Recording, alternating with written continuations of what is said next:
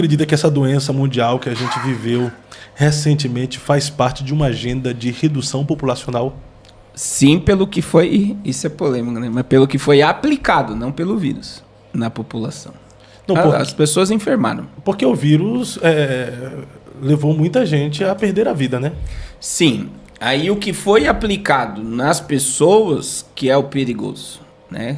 E aí agora tem várias vozes se levantando contra o experimento científico, porque é uma experiência, nunca se criou um remédio tão rápido. Já começa por aí, você não tem base científica nenhuma para dizer que aquilo ali curou e salvou vidas. Aquilo ali adoeceu a humanidade. A gente tem crianças morrendo com ataque cardíaco, vários atletas morrendo, índice de trombose está nas alturas, câncer turbo. Pessoa com câncer hoje ela morre em questão de 6 meses. Pessoas que eram propensas a vários tipos de enfermidade por questões biológicas, acelerou o tempo, vamos supor. E eu estou falando que a gente tem um grupo de médicos, né, que eu acompanho, a doutora Maria Gadelha, a doutora... tem uma doutora que me segue, que atende a minha família.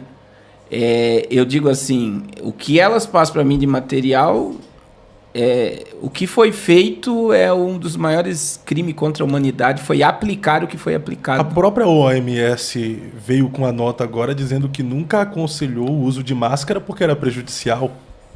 Viu essa notícia? Sim, e aí entra, no dia 20 de janeiro, John Biden perdoou Anthony Fauci, que era o cara da saúde dos Estados Unidos na pandemia.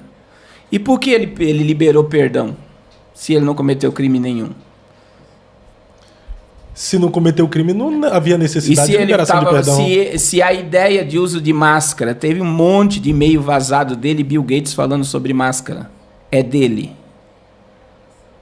Porque tudo que foi feito na pandemia foi um teste para ver como a população mundial se adaptou e para implantar algo na humanidade que pode adoecê-la. Tem um filme chamado Conexão Total, que de repente parece que eles apertam um botão e as pessoas vão morrendo caindo. Imagina. Existe já várias mensagens preditivas. Outra questão, diante do que está no organismo das pessoas, diante da frequência de radioatividade, ela pode aumentar ou baixar a tua imunidade. Então, assim, existem coisas sendo testadas e a gente comentou isso num podcast, né? Você sabe que Hitler, quando implantou o nazismo na Alemanha, ele fez isso. Ele prendeu os judeus em campo de concentração e ele cerrava as pessoas vivas para ver o corpo humano, reação do corpo humano, questões científicas. Essa medicina atual que a gente tem hoje, ela foi totalmente programada pelos Rockefeller. A gente comentou isso, né? O médico da cabeça, do coração, o pediatra, o ginecologista. Essa divisão do corpo humano da medicina gerou vários tipos de medicamento para o corpo humano. Você está diante de uma humanidade hoje adoecida. Cada esquina tem o quê em cada esquina de cada cidade? Farmácia. As pessoas estão totalmente entorpecidas. O ramo farmacêutico é o que mais gera dinheiro, né? E o que mais cresce nas nações hoje em dia, né? Então, para muita gente, que nem aqui o pessoal aqui está dizendo, isso é um negacionismo. Não é negar. Eu não estou dizendo que o vírus não existiu.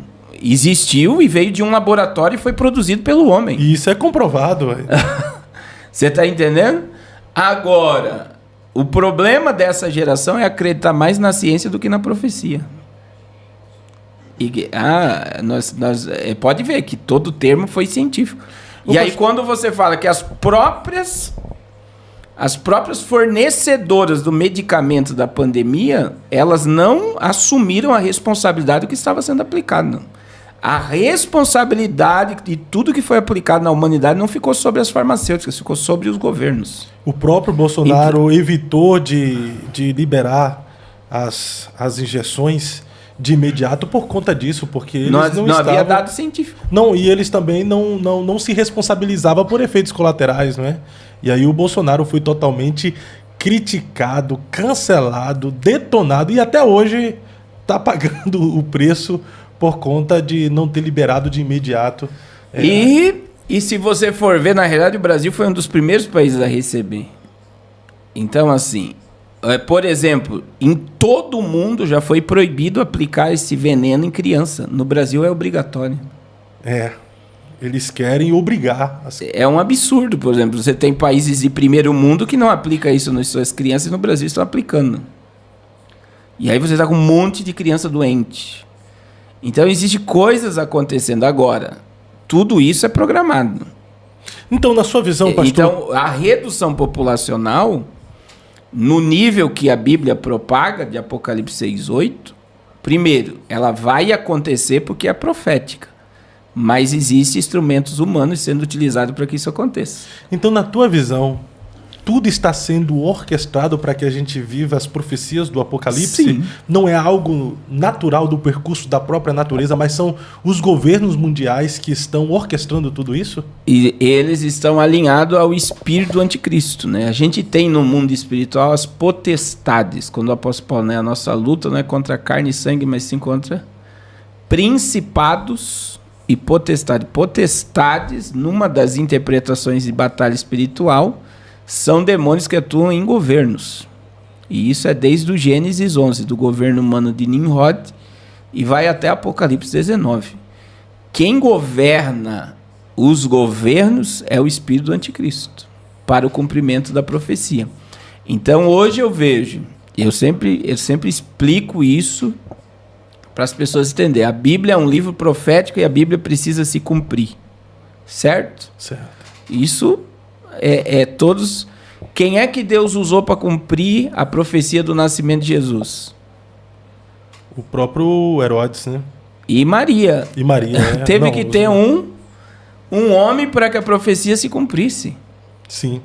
Até o José de Arimateia, que cedeu o túmulo, já estava escrito acerca dele. Até a jumenta, que Jesus entrou em Jerusalém, já estava...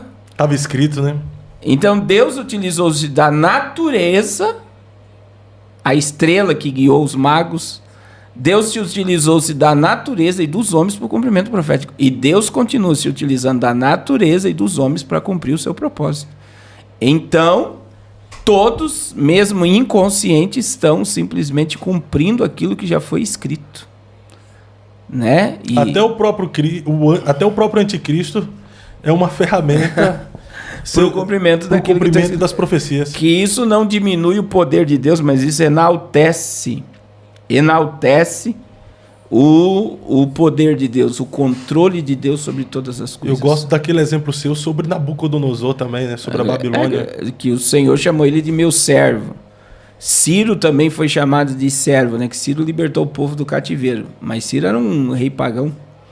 Então veja, se Deus chamou Nabucodonosor de meu servo, é porque para ele destruir Jerusalém teve a permissão de Deus.